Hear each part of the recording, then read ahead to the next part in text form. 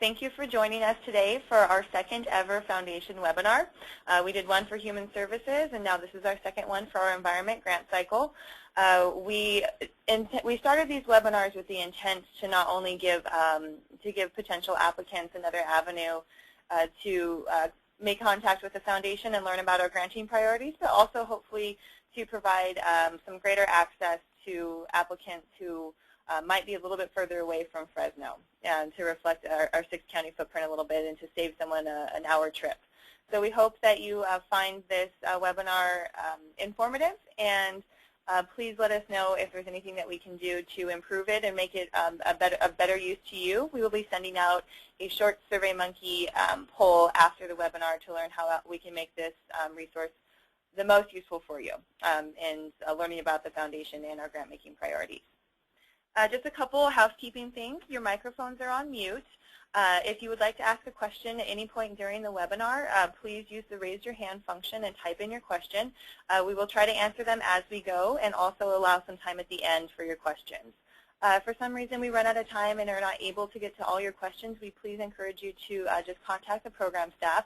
We'll be putting up our contact information at the end of the webinar, and please feel free to email or call us anytime, and we'd be more than happy to clarify anything for you that we haven't covered.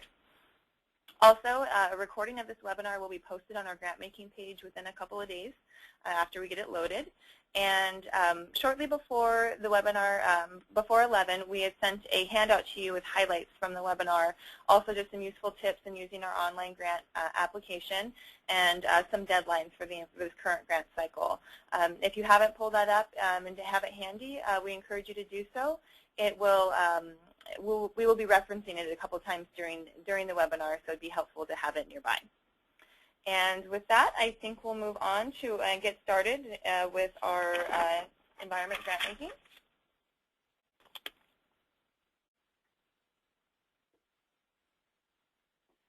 Okay, so today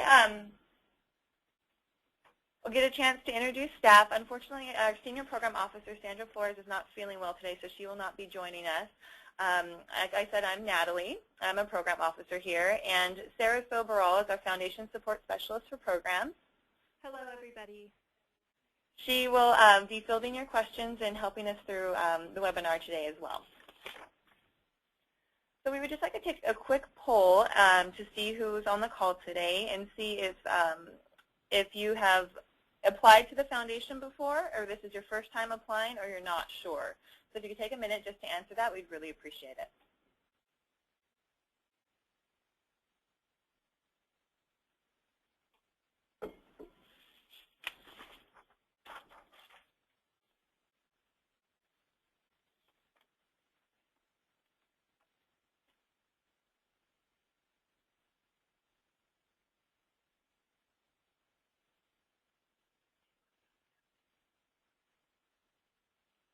Okay, so it looks like the majority of you have applied to us before, but for the organization that has not applied to us, we will make sure that we go over the whole application process, and please feel free to ask as many questions as you would like. We'd like to provide as much clarity as possible and make this process as easy as possible. Okay, so our environment goals to fund for this year, we have $75,000 for our environment grant cycle, and the focus of these grants is on river restoration for the San Joaquin River and the Kings River. So we have $75,000 for projects and programs working to improve the flow of the San Joaquin and Kings Rivers and to enhance fish population with a particular focus on salmon. Our grant ranges are $10,000 to $10,000 to $25,000, and the award period is 1 year, but implementation can take 18 months if needed. How that kind of works in terms of reporting is we will ask you for a report at the end of the year. After 12 months, and this will go to our year-end grants committee to kind of set priorities for the following year, but we will also ask for the final report at the 18-month period when your project has been completed, or it could be 14 months, just whenever that extension over the 12 months is over. So the goals to fund for the river restoration grants are activities related to the acquisition of land for river restoration, activities to restore native fish, again with a particular focus on salmon populations, and increase water flows, and activities that support public access to the valley portions of the rivers and education and awareness about the importance of the rivers. The first two goals to fund were made possible by a generous donor that we have who has a passion to see the rivers restored in the valley. So $50,000 are allocated for the first two goals to fund, and $25,000 was made possible by our board in discretionary dollars for the education component. They wanted to see that included in addition to the direct activities to improve the rivers as well. So the way that this can work in terms of a grant application, the education component or the direct services could be standalone, or they can be in the same application.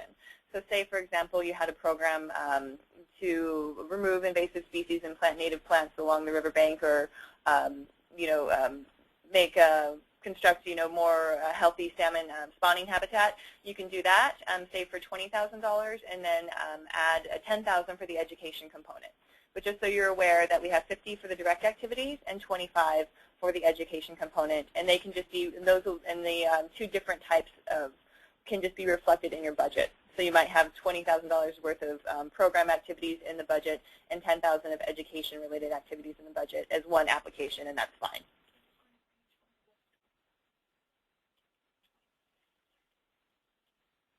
Oh, I'm sorry, Sarah just corrected my mistake in my example. We can't, the grant ranges can't go over $25,000. So in my example, we'll revise that to 15 for direct program and 10 for education would be acceptable. Thanks, Sarah. Okay, so we also, along with the goals to fund, we have some selection criteria for the river restoration grants.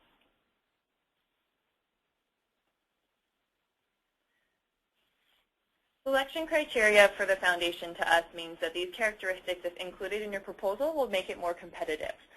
We would like to see collaboration with other organizations who are doing related work, and also programs that trigger matching dollars or additional resources to the region.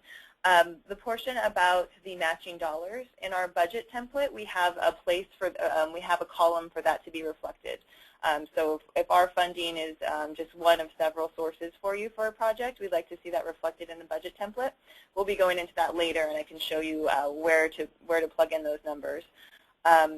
And also, if you want to highlight that in the narrative or mention it, that the foundation would just be one of several funders, or one of two that would be funding your project, we'd like that reflected there as well.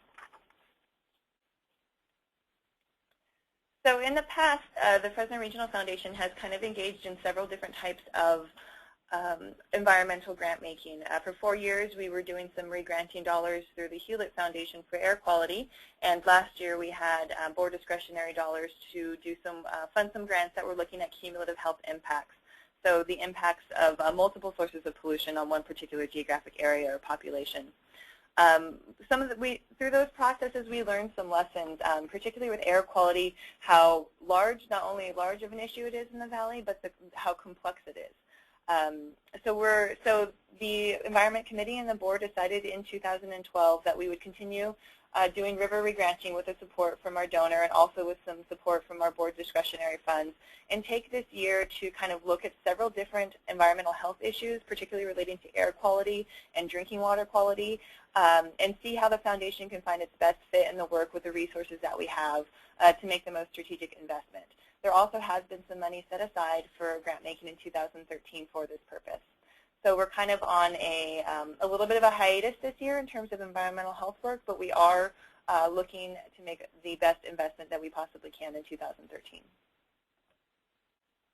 Also, to that end, we have invited 5 funders, national and statewide funders that are already funding environment work in the San Joaquin Valley. We'll have somebody from the Hewlett Foundation, the California Wellness Foundation, the California Endowment, the Rose Foundation, and the Resource Law Group to join on a panel in October as a San Joaquin River Partnership event.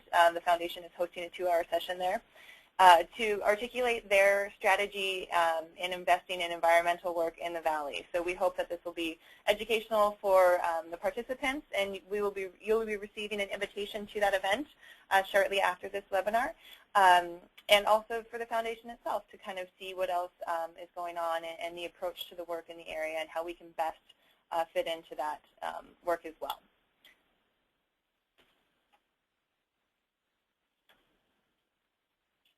So a few basic things about eligibility to apply to grants to the foundation. In order to apply to a grant to us, you have to have your organization has to have nonprofit status, be a government agency, a community group with a fiscal agent, a public agency such as a library, or an educational institution.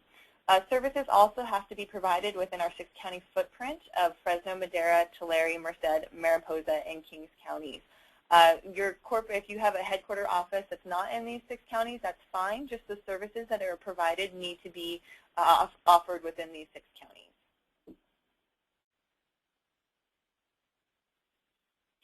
Just one more note too, if you see in your handout, we often get questions about what sort of documentation that we require for community groups with the fiscal agent.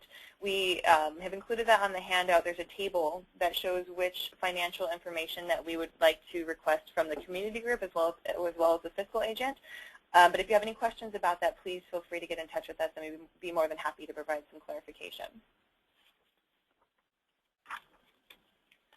Some other things that the foundation considers when reviewing proposals is we look at financial health. And a couple of important things that we look at are your most recent filed 990, your most recent board-reviewed internal financial statements.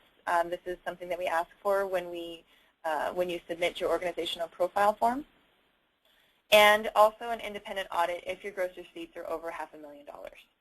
We also look at the operational budget for your organization and your board composition. We like to see a diverse array of experiences and backgrounds on your board, and hopefully one that reflects the population that you're working with. And also, we do require a minimum of 5 board members for nonprofit organizations and for the fiscal agent for community groups.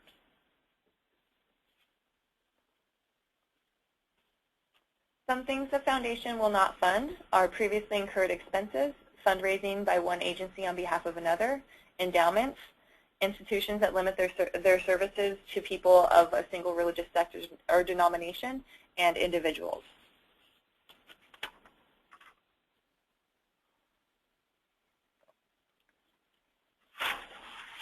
So along with, if you receive a grant from the foundation, we do have some reporting requirements that we'd like to share with you right from the beginning. We have a final report template that we will go through so you can see the different types of information that we would like to collect. Basically, it reflects the application. So the information that you included in the narrative boxes, and we'll go look at that as well. What are the outcomes? What are the indicators to measure these outcomes, and what are the minimum thresholds of a successful outcome? So all the boxes match, and we also have some information that we'd like you to collect in terms of who you're providing services to and the demographics of that. We use all of this in a grantee analysis to see who we're reaching and who our grantees are reaching, to see hopefully that we're reflecting a broad reach within the community. So organizations must be prepared to comply with all the reporting requirements at the end of the grant period. We're asking you to share any press releases or media releases or any other publicity that you've received as a result of the grant. We have some attachment slots in there for you to include that, or anything else that can demonstrate grant impact in your community. It doesn't have to be a newspaper write-up or a media story. It could be something we've gotten thank you notes from participants that are particularly moving, and anything else that can just show the good work that your organization is doing. Also, if you do not submit the final report, this will probably hold you up in future submissions, and we will ask you that you submit that before you do apply to the foundation again.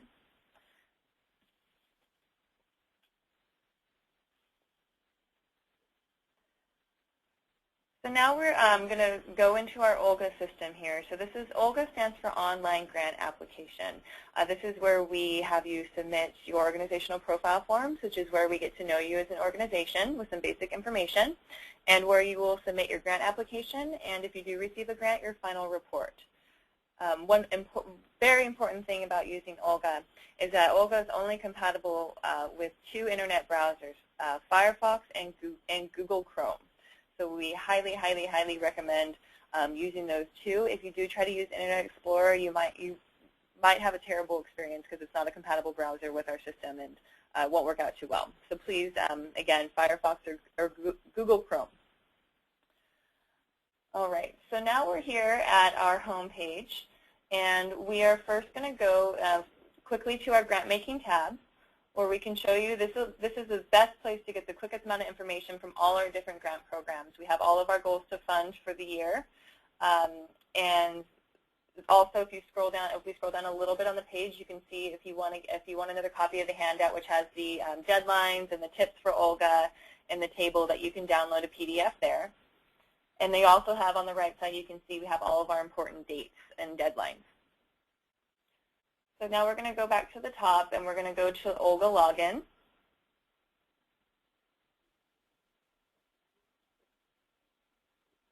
We'll have Sarah log out again and log back in. Oh, I'm sorry. We'll take you to, if you haven't applied to the foundation before, we'll start from the very beginning. And you'll go down to, at the bottom of this page, and request an account. And if you aren't sure if your organization has an account with us or not, because you've had staff turnover and maybe your grant contact has changed, we really encourage you to see if you do by clicking on this function called Check Existing Tax Identification Number. When you do this, you can enter your organization's name or your tax ID number to see if you currently have an account with us. And this particular organization does, and their tax ID will pop up. Once you get to this point, we understand that you might not have the login information or the password for that previous contact because they might have left the organization. So what you can do is you can contact the program staff. We will reset that information to the email account and the password that you would like, and then you can go in and have access that way. If you go in and do this function and you realize that you don't have an existing account, then we'll go back to the previous page, request an account, where you'll fill out some basic information about your organization, and then you will have an account with us at that point. So once you do, now we'll go back to the login page.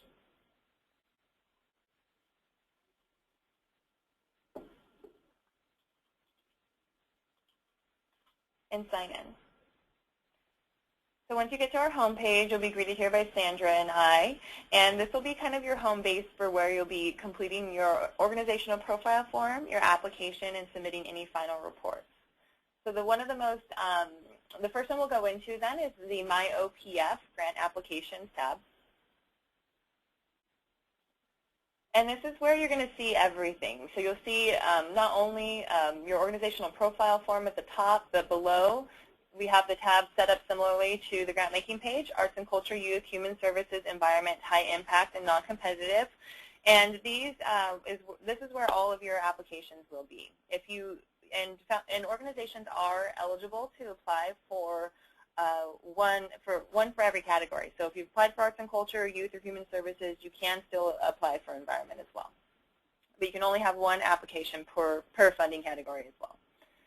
So back to the organizational profile form, we request that you only have one per organization. On our end, if we see 2 organizational profile forms, we aren't really sure which one that you want us to process. So we really encourage you just to keep one there. And if you see an outdated one, then you're just gonna go to the red delete button and get rid of that. But in terms of working on your organizational profile form, there's 2 ways to do that. We have edit mode and we have view mode. Edit is where you do your work. View is where you go in after and check to make sure that it all saved and stuck in our system. So we're going to go into edit mode now and very briefly just go over the organizational profile form.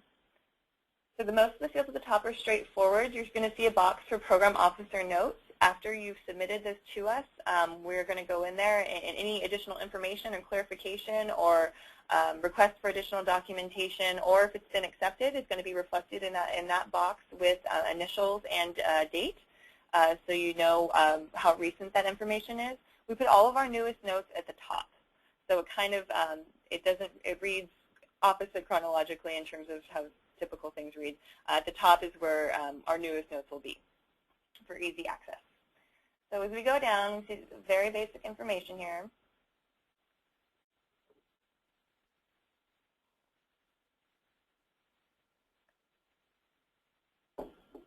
Fiscal responsibility only needs to be completed if you are a community group with a fiscal agent or you are the fiscal agent for a community group here. Otherwise, the section can be left blank. We do ask some questions about your board and staff demographics. This again goes into our grantee analysis. We ask for gender diversity, age diversity, and racial diversity as well.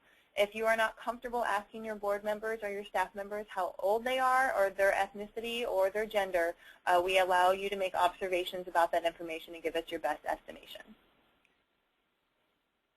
We do have a couple of questions that we ask you on the organizational profile form to learn a little bit about your organization's approach to work.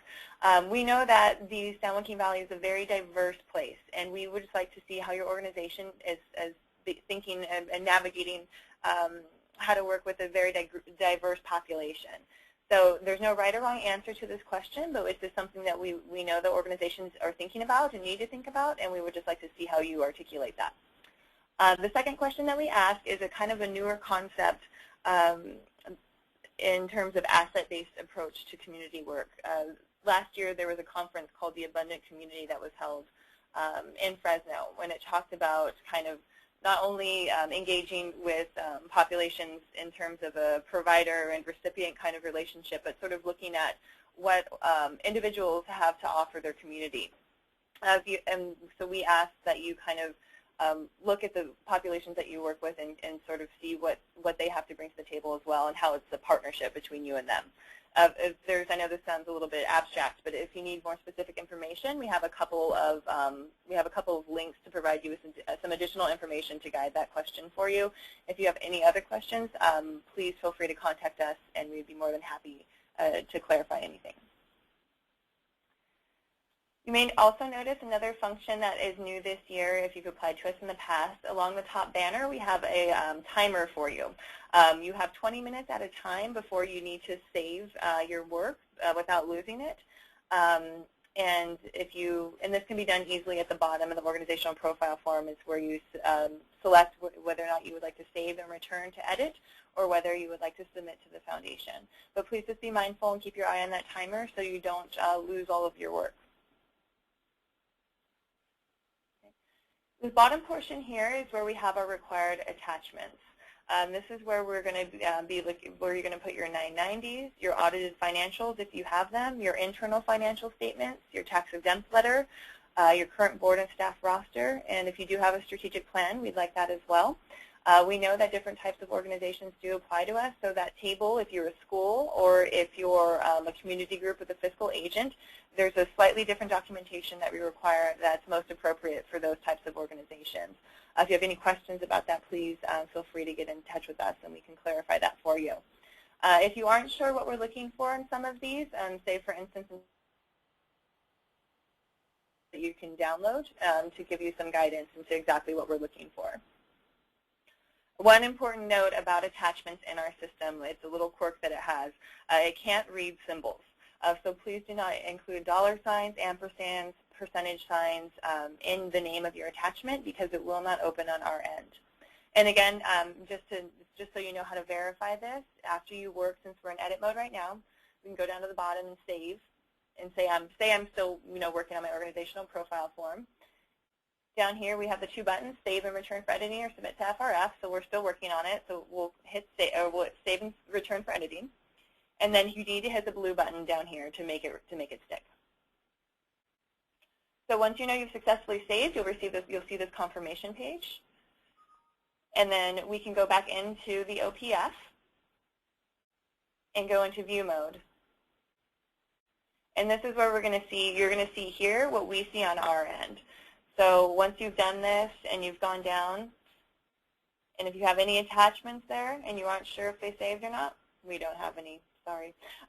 That's where you click on the attachment. So next to, in the open space here, where Sarah's putting the cursor, is where the attachments would be. You'll click on it. If it opens, that means we can open it. If it doesn't, it means that we can't. So you need to maybe go back and look at the file name. Or another issue could possibly be the type of document it is. We can accept Word, Excel, and PDF. So that is the OPF. And now we're going to go into the application. So Sarah has a River Project application in here. Oh, wait, this is mine, so I guess it's mine. So we're going to go in edit mode, and we'll go through some of the fields that we have for the application. So basic information at the top. We'll scroll down. Grant project description and grant project name, we ask that this be no longer than 10 words.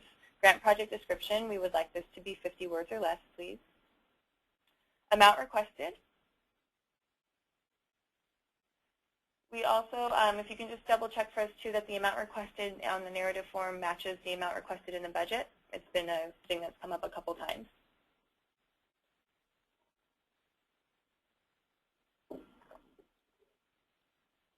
Very basic fields. Grant narrative boxes. You have 100 characters for these boxes. And one way that a lot of people like to work is that you can put, you can work in a Word document and then cut and paste over. Just make sure that if you work in a Word document that you're using the character counter that counts spaces, because our system will count spaces as well. So straightforward, we're looking at intended outcomes, indicators to measure, successful outcomes, and the minimum threshold, what that means. And also goals alignment, how it aligns with our goals to fund. And just the fifth box is anything else is relevant. This could be a good place to include matching funding or collaborations or other information of that nature. Okay. So grant applications for us, if they're under $10,000, then the narrative boxes in this main form is all you need to complete and include the budget, project budget. But if you're requesting more than $10,000, we have an additional narrative with a couple questions that we would like you to address. So there's opening the narrative attachment, and it's pretty straightforward. We ask you what sort of changes you're trying to produce, the specific activities, and how you are going to continue to fund this work beyond the grant period. We have a measure movement question for multi-year grants that won't be applying to this grant cycle because they are one-year grants. We did mention they can extend up to 18 months, but you will not need to answer this question for this grant cycle. So that's one attachment if you're applying for more than $10,000. The second attachment is the budget. So all grant applications, we do require the budget to be completed. If you're applying for less than $10,000, you only need to complete the first tab of the budget, which is called the budget format.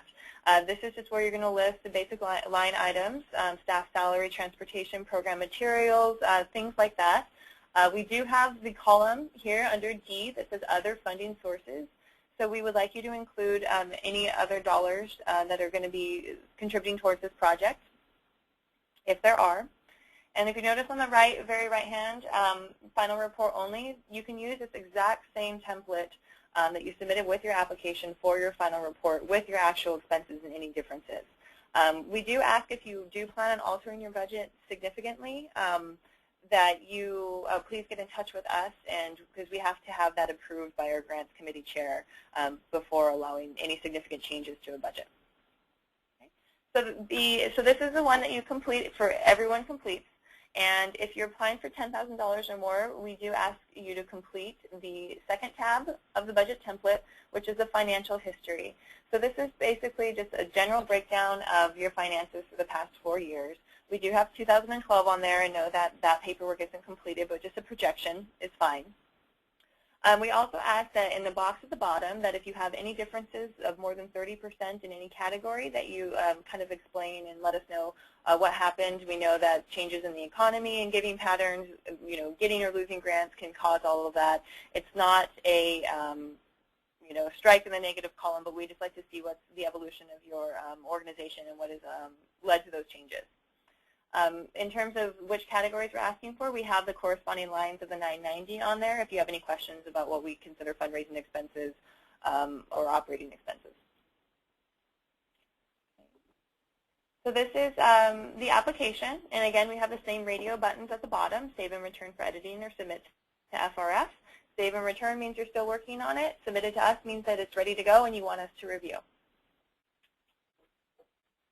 Okay. Again, they got the confirmation page and the email pop-up. Lets us know that everything's been successfully saved. So now we're going to go into the final report. To start a new final report, you just hit on the blue button, Submit Final Report. And again, a lot of the same information that matches up with the OPF and the application. This is a section with actual grant impact. We want to know the number of individuals served and the number of services provided. I know this sometimes gets tricky in terms of how people, what they consider, a service or things like that, or whether it's unduplicated individuals or duplicated. If you have any questions about that, please just give us a call, and we'll kind of help make the best determination based on your individual circumstances. We also ask for demographic information of the people that you have served. Gender, age, ethnicity. If this is, we need you to collect this information, but if you have any particular barrier you think that would allow you to comfortably collect this information, we are more than, please give us a call, and we are more than happy to help work out a solution. With every organization that we've worked with, we've been able to find a way to get to this information, and which goes to our grantee analysis also without making any of your the people that you work with uncomfortable. We also ask for zip codes as well. So the grant project narrative, we're in the final report, and if you remember our application, this matches up to the same fields that we asked in the application, so it's pretty straightforward.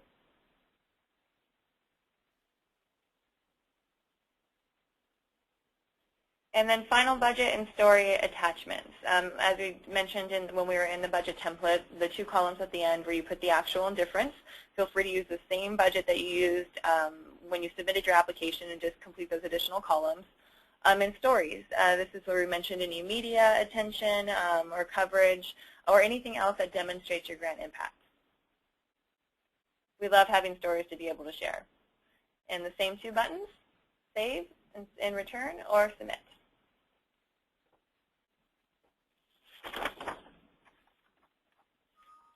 So that is our overview of Olga.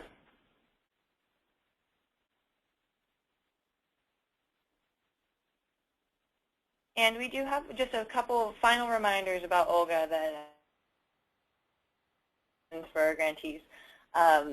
Just please check to make sure that the grant amount requested falls within the grant range, $10,000 to $25,000 for this grant cycle. If you're applying for $10,000 or more, the narrative attachment and the second worksheet of the budget attachment called financial history are required. Please do not use any symbols in the file names or attachments. Be aware of the save and return for editing or submit to FRF. And please use the view mode to check to see if your attachments are uploaded and your narrative boxes have not been cut off. The narrative boxes will not stop you at 1,000 characters. It will allow you to complete more, but that's what the view mode can help you with, to see, to make sure that everything made it in. And also, again, please use Firefox or Google Chrome as your browser. And that's all on our end. If you have any questions, please let us know.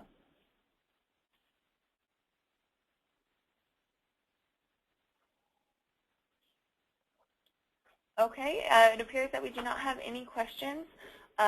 We'll give it another little bit of time to see if anyone else has any questions.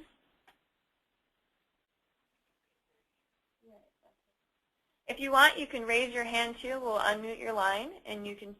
You don't have to type in your question. You can share it.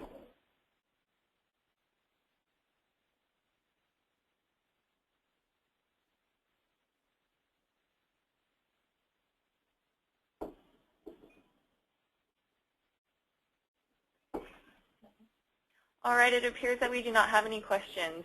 Thank you for joining us today and learning more about our environment grant cycle. We're here to provide any clarification that you might need on our funding priorities or how to apply. And please look out for a SurveyMonkey survey on the webinar to see if this is helpful for you and how we can make this the best experience. Also, we will be sending you an invitation to that Environment Funders Panel that we'll be hosting on October 14th as part of the San Joaquin River Partnership event. So we hope that you come and join us and meet us there. So thanks, and have a good rest of your day.